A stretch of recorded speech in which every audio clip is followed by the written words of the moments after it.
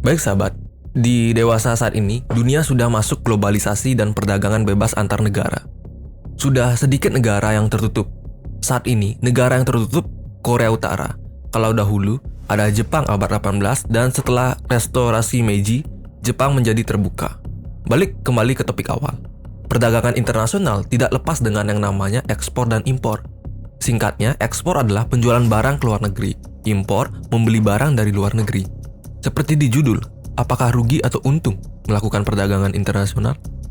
Jadi, di video ini akan dibahas yang pertama, faktor pendorong perdagangan internasional. Yang kedua, efek buruk domestik dari perdagangan internasional. Yang ketiga, proteksi dengan tarif. Dari yang pertama, faktor pendorong perdagangan internasional. Ada faktor produksi. Kenapa di sini dikatakan faktor produksi? Dikarenakan saya rangkum saja.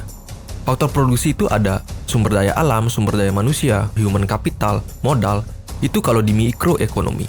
Faktor produksi tiap negara itu berbeda-beda. Ada negara yang kaya akan sumber daya alam tetapi tidak bisa diolah, maka diberikan kepada negara yang memiliki human capital memadai dan diolah di sana. Itu juga termasuk perdagangan internasional. Dan dalam perdagangan internasional, negara dapat spesialisasi misalnya. Katakan negara Jepang hebat dalam produksi barang elektronik, sedangkan negara Amerika hebat dalam produksi peralatan militer. Maka negara Jepang bisa mengimpor persenjataan kepada negara Amerika. Dan sebaliknya, negara Amerika bisa menikmati barang elektronik dari negara Jepang. Dan tidak hanya itu, perdagangan internasional bisa menghasilkan pendapatan negara yang lebih besar lagi. Ketika di domestik barang sudah terpenuhi, maka daripada oversupply, harga jatuh, lebih baik dijual ke luar negeri. Misalnya begini, Arab Saudi konsumsi minyak domestiknya 1 juta barel per hari, tetapi ia memproduksi sampai 12 juta barel per hari. Kalau dijual ke dalam negeri, maka harganya bakal jatuh, harga minyak tersebut akan jatuh karena oversupply. Tetapi, kalau dijual ke luar negeri, maka akan terjadi perdagangan internasional, dan itu menambah kekayaan dan pendapatan negara. 2. Efek buruk domestiknya. Efek buruk domestiknya adalah masyarakat lebih dimanja oleh barang impor. Karena masyarakat telah terbiasa membeli produk impor, maka masyarakat tergantung terhadap produk impor.